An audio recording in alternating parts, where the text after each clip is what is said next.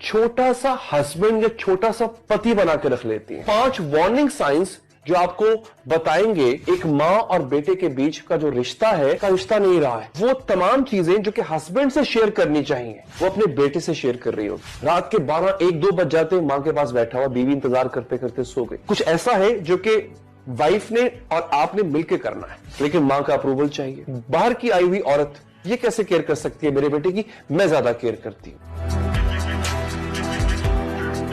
Hello everyone, my name is Ali Haider. क्या कभी आपने मां के सूडो हस्बैंड के सिंड्रोम के बारे में सुना है? ये बहुत खतरनाक इमोशनल इंसेस्ट होता है। I don't think so I have to explain what incest is, you can go and Google it. So the thing is कि क्या आपने कभी नोटिस किया कि कुछ माएं अपने बेटों को छोटा सा हस्बैंड या छोटा सा पति बना के रख लेती हैं? इसको बोलते हैं इमोशनल इंसेस्ट। और ये अपने रिश्तों को और आपके रिश्तों को, specially if you are trying to raise a new family after marriage, ये उसको तबाह कर देती है। आज हम बात करेंगे एक ऐसे हिडन साइकोलॉजिकल प्रॉब्लम की जो हमारी सोसाइटी में बहुत कॉमन होता जा रहा है और लोग इसको प्यार समझते हैं। स्पेशली बेटे, उनको लगता है ये मेरी मां का प्यार है। डॉक्टर केनेथ एडम्स के रिसर्च के मुताबिक 35% जो साउथ एशियन फैमिलीज हैं उनके अंदर कोवर्ट इंसेस्ट होता है, यानी छुपा हुआ गुप्त इंसेस्ट होता है, जहां मां अपने बेटे से अपनी इमोशनल नीड्स पूरी करवाती है जो नॉर्मली हस्बैंड से होनी चाहिए। सो आज हम इसके 5 वार्निंग साइंस और फिर इससे निकलने का तरीका डिस्कस करेंगे। प्रॉब्लम क्या है दोस्तों? इसे कहते हैं सूडो हस्बैंड सिंड्रोम। साइकोलॉजिस्ट है डॉक्टर पैट्रिका लव। इनके मुताबिक जब जब मां ये चीजें करे तो आप समझ जाए कि वो कहीं ना कहीं अपने बेटे के साथ और तरह से इमोशनली अटैच हो चुकी हुई है। अपने बेटे से अपनी इमोशनल लोनलीनेस जब मां शेयर करती है ना, तो ये एक ऐसा साइन होता है जिससे पता चलता है कि वो मां और बेटे के रिश्ते को सिर्फ मां और बेटे का रिश्ता नहीं समझ रही है। उसके हर डिसीजन में वो इंटरफेयर करती है, वो अपने बहू को कंपैरेटर समझती है। ये सब इमोशनल इंसेस्ट का हिस्सा होते हैं। ये फिजिकल नहीं होती, यानी इसका फिजिकल इंटीमेसी से कोई ताल्लुक नहीं होता, लेकिन साइकोलॉजिकली ये बहुत हार्मफुल होता है क्योंकि ये इमोशनल इंटीमेसी होती है। तो 5 वार्निंग साइंस जो आपको बताएंगे कि जिससे आपको पता चलेगा कि एक मां और बेटे के बीच का जो रिश्ता है वो मां और बेटे का रिश्ता नहीं रहा है, वो इससे कहीं आगे बढ़ गया है, जिससे उस बेटे की शादी खराब हो रही है। और सबसे पहला साइन क्या होता है इसमें? पहला साइन ये होता है, मेरा बेटा मेरा बेस्ट फ्रेंड है। डॉक्टर नीना ब्राउन ये कहती है कि पेरेंट चाइल्ड फ्रेंडशिप अनहेल्दी होती है। बहुत सी माएं ऐसी होती हैं जो कि उनको लगता है कि वो तमाम चीजें जो कि हस्बैंड से शेयर करनी चाहिए, जो कि बहुत पर्सनल भी होती हैं, वो अपने बेटे से शेयर कर रही होती है और वो अपने बेटे को अपना दोस्त समझ बैठती है। और बेटे को भी ये लगता है कि हाँ, मेरी मां मेरी बेस्ट फ्रेंड है। देखिए, मेरा भी ये मानना है, be a good parent, be a good mother. You don't have to be a friend of your child to be a good mother. Again, मैंने डॉक्टर नीना ब्राउन को कोट किया, वो कहती है पेरेंट चाइल्ड फ्रेंडशिप अनहेल्दी होती है। अब इसमें नॉर्मल रिलेशनशिप और एबनॉर्मल रिलेशनशिप, इसको डिफरेंशिएट कैसे करेंगे आप, डिस्टिंग्विश कैसे करेंगे? नॉर्मल है मां और बेटे का रिश्ता, मां मां बन के रहे, बेटा बेटा बन के रहे। दोनों जब फ्रेंड्स बनते हैं तो एक बराबरी पे आ जाते हैं, एक जैसे हो जाते हैं। एबनॉर्मल क्या है? जब बेटे से हर रात 2 घंटे फोन पर मां अपने पर्सनल प्रॉब्लम्स डिस्कस करे या उससे करवाए, ये होता है अबनॉर्मल। एंड ट्रस्ट मी, मेरे पास जब कोचिंग के लिए लड़कियां आती हैं तो मैंने ये बहुत सारे केसेस देखे कि बेटा घर आएगा, मैं ये नहीं कह रहा कि अपने, अगर तो जॉइंट फैमिली सिस्टम में रहते हैं, बेटा घर आएगा, अपनी मां के पास पहले जाएगा, बहुत अच्छी बात है, जाना चाहिए, लेकिन 4-4, 5-5 घंटे रात के 12, 1, 2 बज जाते हैं मां के पास बैठा हुआ, बीवी इंतजार करते करते सो गई। नतीजा क्या निकल रहा है? इंटीमेसी खत्म हो रही है। अब वो मां के पास बैठ के 4 से 5 घंटे ऐसा क्या डिस्कस कर रहा है? मैं ये प्रोपोगेट नहीं कर रहा हूं, मैं ये इंकरेजमेंट बिल्कुल नहीं दे रहा हूं कि अपनी मां से बात करना छोड़ दें। वो बूढ़े हो चुके होते हैं, they need your time, you should give them time, your parents, your mother specially. But आप इग्नोर कर रहे हैं और डिलिबरेटली इग्नोर कर रहे हैं। मैं अक्सर ये बात कहता हूं कि शादी से पहले आपका यही बेटा 8-8, 10-10 घंटे दोस्तों के साथ बाहर रहता था, आपके पास नहीं बैठता था, you are fine with it. शादी के बाद अगर वो 2 घंटे बीवी के पास बैठ जाए या बीवी को लेके कहीं बाहर निकल जाए घूमने फिरने के लिए, आपको प्रॉब्लम होता है। तो एक तो है ये साइन। अब आते हैं अगले साइन के ऊपर, ये बहुत इंपॉर्टेंट होता है। तुम्हारी बीवी से ज्यादा मैं तुम्हें समझती हूं। अब आप हो सकता है आप सोच रहे हो, आप कहें कि ऑब्वियसली वो मां है, वो ज्यादा जानती है बेटे को। नहीं, यहां पे it's a debatable issue and let me give my logic, let me give my 2 cents on it.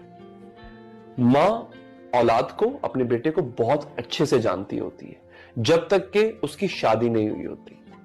देखिए, मां और बेटे में एक रिश्ता रिस्पेक्ट का भी है, आदर का भी है, इज्जत का रिश्ता भी है। बेटा अपनी सारी साइड्स अपनी मां को नहीं दिखाता है, वो मोस्टली एक ही साइड अपनी मां को दिखाता है, वो होता है आदर, respectful side, his obedient and respectful side. मां ने बेटे को सिर्फ एक ही रूप में देखा होता है, him being nice, respectful and obedient. कभी कभी वो बदतमीजी कर जाए तो एक अलग बात है। बीवी ने अपने हस्बैंड को हर रूप में देखा होता है, उसको गुस्से में देखा, उसको फ्रस्ट्रेट होते देखा, उसको स्ट्रेस में देखा। मां ने भी स्ट्रेस में देखा होता है, बट उसने स्ट्रेस में देखा। उसने अपने हस्बैंड को देखा when he was horny, when he was aroused. मां ने तो नहीं देखा ना उस तरह से, प्यार करते हुए देखा, झगड़ा करते हुए देखा। तो जब शादी हो जाती है ना, जब आप एक रूम शेयर, बेड शेयर कर रहे होते हैं, जब आप 2 जिस्म एक जान हो जाते हैं, तो जो वो वाला समझना होता है वो वहां पे मां वो नहीं समझ सकती। लेकिन ऐसी माएं अपने बेटे को यकीन दिला देती हैं कि तुम्हें मैं ज्यादा जानती हूं तुम्हारी बीवी से, जो मैं कह रही हूं वो ठीक है। इसका मतलब है कि do not consult with your wife. अब आ जाते हैं तीसरे साइन के ऊपर, दैट इज क्लासिक ट्रायंगुलेशन। मां बेटा बहू के बीच एक ट्रायंगल बना दिया जाता है कि एक टॉक्सिक ट्रायंगल होता है। एग्जाम्पल क्या है, शादी के बाद भी बेटे के हर डिसीजन में मां की अप्रूवल चाहिए, बेटा मां की अप्रूवल का मोहताज है। सो कुछ ऐसा है जो कि वाइफ ने और आपने मिलकर करना है, लेकिन मां का अप्रूवल चाहिए। यहां तक कि बच्चे के लिहाज से, बच्चा पैदा होगा, कौन सा हॉस्पिटल में डिलीवरी होगी, कौन सा डॉक्टर होगा, ये सब भी मां का अप्रूवल। बच्चे का पहला बेबी शावर है, किस कलर की थीम लगेगी, क्या डेकोरेशन होगा, वहां से अप्रूवल आ रहा है। सुनो, ये एक ट्रायंगल बन जाता है जिससे स्क्रिमिश पैदा हो, जिससे फ्रिक्शन पैदा होती है रिलेशनशिप के अंदर। चौथा साइन, तुम्हारे बाप से तो तुम बेहतर हो। मैंने कहा था ना शुरू में आपको कि अपने हस्बैंड इश्यूज हैं, ऐसी लेडीज के खुद के हस्बैंड इश्यूज होते हैं और वो फिर पूरा करती हैं अपने बेटों से। फिर वो क्या करेंगी, अपने बेटे को एक तो बाप के मुकाबले में खड़ा कर देंगे, because you are better than my husband, you are better than your father. So और आई एम श्योर जो लोग देख रहे हैं, आप कमेंट बॉक्स में कमेंट करके बताइएगा, ऐसे लोग आपने देखे होंगे या ऐसी सासें या ऐसी माएं आपने देखी होंगी जो अपने हस्बैंड को अपने बेटे से कंपेयर कर रही होती है। इमोशनल स्पाउजल रिप्लेसमेंट कहते हैं इसको, यानी अपने हस्बैंड की जगह अपने बेटे को बिठाना। Emotional spousal replacement. स्टैट्स ये कहते हैं कि 68% ऐसे मर्दों की शादियां 7 साल से ज्यादा नहीं चलती हैं। ये study journal of family issues 2022 में प्रिंट हो चुकी हुई है, जाके देख लीजिएगा। मैं आपको फैक्ट्स और सोर्सेस के साथ आपके सामने ये बात रख रहा हूं। अब 5th साइन के ऊपर आते हैं, ये बहुत ज्यादा यूज होता है। तुम्हारी वाइफ तुम्हारी इतनी केयर नहीं करती जितनी मैं करती हूं। नो डाउट कि मां ने इतना सा था तो पालना शुरू किया, तो जो केयर मां ने की है कोई और नहीं कर सकता, इसमें कोई शक ही नहीं है। मां ने ही आपको आपका पूपू साफ किया, आपके डायपर साफ किए, आपको हर तरह से हर हाल में देखा। लेकिन एक टाइम आता है, उसके बाद आपको अपने बच्चे को किसी और की केयर के हवाले करना होता है। क्यों? आप खुद भी बूढ़े हो चुके होते हो, आप में वो एनर्जी नहीं रहती। So you can't take care of him the way a wife can. Your role is not finish, you are still a mother, but you have to absolve from your responsibility. अब अपनी responsibility से कुछ हद तक पीछे हट जाते हो, क्योंकि आप प्रैक्टिकली वो केयर कर नहीं सकते हो। लेकिन फिर भी उनके अंदर ये बात रहती है कि ये एक बाहर की आई हुई औरत ये कैसे केयर कर सकती है मेरे बेटे की, मैं ज्यादा केयर करती हूं। डायरेक्ट कंपैरिजन जो बेटे के दिमाग में एक गिल्ट डाल देता है। अब इसका साइकोलॉजिकल इंपैक्ट क्या होता है? ऐसे मर्दों में 82% higher chance of developing depression होता है। तो इसको बहुत ज्यादा आपने नोट करना है, इस साइन पर आपने बहुत ज्यादा ऑब्जर्वेशन रखनी है। अब आ जाता है सिक्स साइन, हम दोनों का रिश्ता खास है। भाई एक रिश्ता है, मां का रिश्ता है, बेटे का रिश्ता है, दैट्स ऑल। इससे ज्यादा खास क्या हो सकता है? तो ये तो अपने आप में एक बहुत खास रिश्ता है ना, मां और बेटे का। लेकिन उसको ये इंड्यूस किया जाएगा बेटे के माइंड में कि हम दोनों का रिश्ता बहुत खास है। अनहेल्दी इमोशनल एनमेशमेंट कहते हैं इसको, अनहेल्दी इमोशनल एनमेशमेंट। इसमें रेड फ्लैग कहां पे है? जब मां अपने बेटे को गिफ्ट्स देकर उसकी बीवी के गिफ्ट्स को कमतर दिखाए। यानी हो क्या रहा है, बीवी ने कोई स्पेशल ओकेजन था, वैलेंटाइन डे जो है वो कपल्स का डे है, ठीक है, अपनी मां को भी गिफ्ट देने चाहिए, रोज देना चाहिए, आप कार्ड उनके लिए लिखें, उनको भी करना चाहिए, fine. But it can't be in competition with the wife. कि अगर बीवी को उससे रिंग दिया तो मुझे भी रिंग दी जाए, या वो उसकी बीवी ने मेरे बेटे को अगर कुछ दिया है तो मैं उससे कुछ और बढ़िया दूं, उसके मुकाबले में बढ़िया दूं। अगर आप इस नियत से दे रहे हो कि बेटे ने कुछ मांगा था तो इट्स फाइन, बट अगर आप कंपटीशन की नियत से दे रहे हो तो definitely it will create problems. Psychological effect क्या होता है इसका? डॉक्टर शेरी कैम्पबेल के रिसर्च के मुताबिक बेटे के लिए लड़के कभी भी इमोशनली मैच्योर नहीं होते हैं। उनकी 72% मैरिजेस के अंदर जो है ना, वो क्या चीजें आती हैं, फिर याद रखिएगा, ऐसे बेटों की पर्सनैलिटी कैसी होती है। ऐसे बेटे मोस्ट ऑफ द टाइम्स आपको दूसरों के साथ, किसी और औरत के साथ इमोशनल अफेयर करते हुए मिलेंगे। ऐसे बेटों में, ऐसे हस्बैंड्स में आपको एंगर इश्यूज मिलेंगे। फिर मॉम वर्सेस वाइफ कॉन्फ्लिक्ट्स।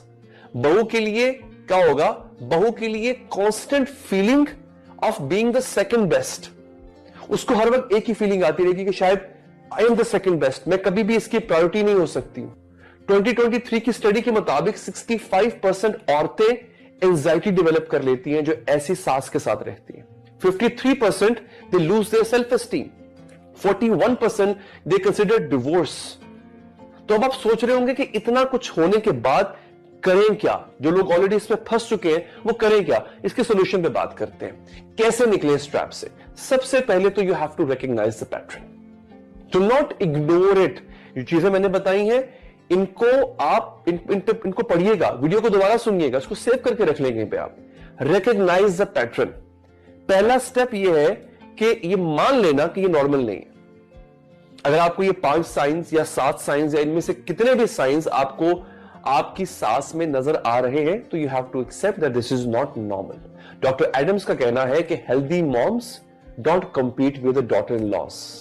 यानी एक कॉन्फिडेंट हेल्दी मदर्स जो होती हैं वो अपनी बहू से कंपटीशन नहीं करती है। So what you have to do is you have to set firm boundaries. आप अपनी मां से कहें कि मां जी, मैं आपका बेटा हूं, हमेशा रहूंगा, लेकिन मुझे अपना घर भी चलाना है। उसके लिए शायद मुझे और मेरी बीवी को डिसीजंस लेने पड़े जो हम खुद एक साथ मिलकर लेंगे। आपकी सजेशन सर आंखों पे, बट वो डिसीजन आप हमें लेने दें। मैं बाउंड्री की आपको एग्जांपल भी दे देता हूं। देखिए, ये आपके लिए बहुत जरूरी है कि आप एक नई फैमिली रेस करते वक्त बाहर के डिसीजन को ऐसे अवॉइड करें। मैंने एक जुमला पढ़ा था बहुत अच्छा, वो ये था कि do not base your decisions on the opinions of those who are not going to live with the results। अपने decisions को उनकी राय के मुताबिक मत ढालिए जो नताइज के साथ नहीं रहेंगे। समझ गया? सो प्रायोरिटाइज योर मैरिज। रिसर्च कहती है जो मर्द अपनी बीवी को प्रायोरिटी बनाते हैं उनके पेरेंट्स इवेंचुअली आखिरकार खुद को एडजस्ट कर लेते हैं। मैं आपको प्रैक्टिकल टिप देता हूं।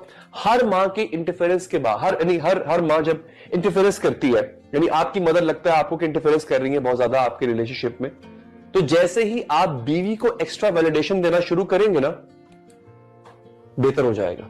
आपको डायरेक्ट ना भी नहीं कहना पड़ेगा अपनी मदर को, आपको उनको रोकना नहीं पड़ेगा। आपको ये नहीं कहना पड़ेगा कि अम्मा जी अब आप प्लीज हमारी बात में बात बोलिए, डिसरिस्पेक्टफुल लगता है। All you have to do is to give your wife some extra validation. हां, एक बहुत इंपॉर्टेंट चीज, डू गेट प्रोफेशनल हेल्प, बहुत जरूरी है। कभी कभी हमें इन पैटर्न्स को रिकॉग्नाइज करने में प्रॉब्लम हो रही होती है, तो जो प्रोफेशनल कोच होता है या काउंसलर या थेरेपिस्ट होता है उसको पता होता है कि ये पैटर्न्स हैं, वो आइडेंटिफाई करके आपको बताता है।